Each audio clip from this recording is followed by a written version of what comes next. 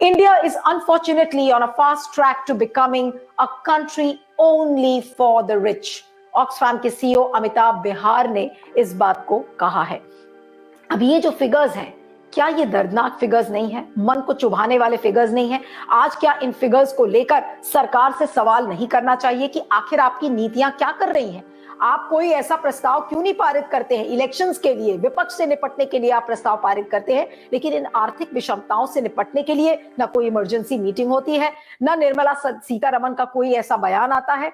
तो आखिर कारण क्या है? और जो अमिताभ बिहार ने कहा कि India is heading towards becoming a nation for the super rich, आखिर कहां जाएगी गरीब जनता? इस समय हमारे साथ बातचीत करने के लिए देश के जाने माने इकोनॉमिस्ट संतोष मेहरोत्रा साहब हैं। संतोष जी, आपका बहुत बहुत स्वागत है। संतोष जी के बारे में मैं बताऊं, और मैं खुद पर्सनली इस बात को इस प्रोग्राम पर कहना चाहूंगी कि देश में शायद ही ऐसा कोई इकोनॉमिस्ट बचा है जो संतोष मेहरोत्रा की तरह बेबाकी से अपनी बातों को, अपनी आंकड़ों को और वास्तविकता को रखता हो। और शायद यही वजह है कि जो डिजिटल प्लेटफॉर्म्स हैं वो संतोष मेहरोत्रा की तरफ, we all look up to him with lot of hope. Santosh Mehrotra, it's a pleasure having you on the program.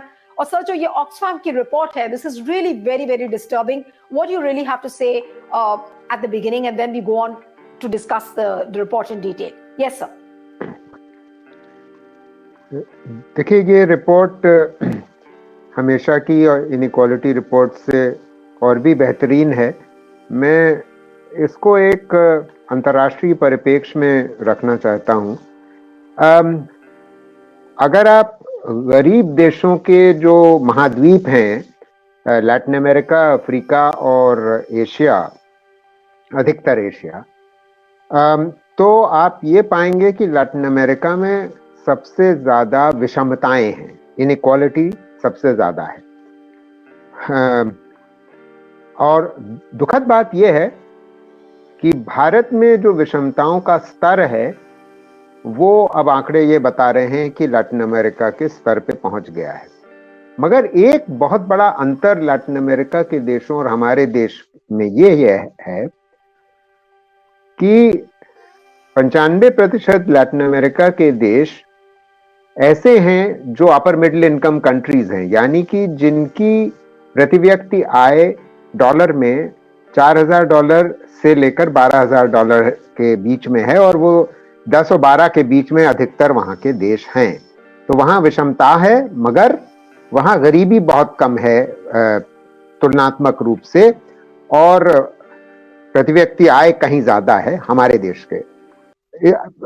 तुलना की जाए कि भारत में प्रति व्यक्ति आय क्या है, भारत में $2,200 है। तो हम तो लोअर मिडिल इनकम कंट्री हैं, हम भले ही 5th लार्जेस्ट इकोनॉमी हो, मगर प्रति व्यक्ति आय में हम G20 देशों में सबसे निचले स्तर पे हैं, बिल्कुल 20वें स्थान पे हैं। तो ये आपको एहसास दिलाता है कि क्यों पिकेटी ने जो एक बड़ी जबरदस्त वर्ल्ड इनइक्वालिटी रिपोर्ट 2022 में, फ्रांस के बहुत नामी गरामी इकोनॉमिस्ट हैं, वर्ल्ड इनइक्वालिटी रिपोर्ट 2022 में निकाली थी, उसमें उन्होंने 4 शब्दों में भारत का वर्णन कर दिया है। India is a poor and very unequal country.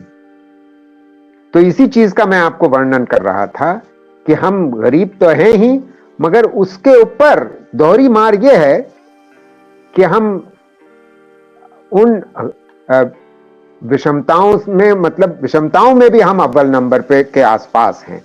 तो ये ऑक्सफैम की रिपोर्ट बहुत ही चिंताजनक है, और ये कई सुझाव भी देती है जिनके बारे में हम बात कर सकते हैं।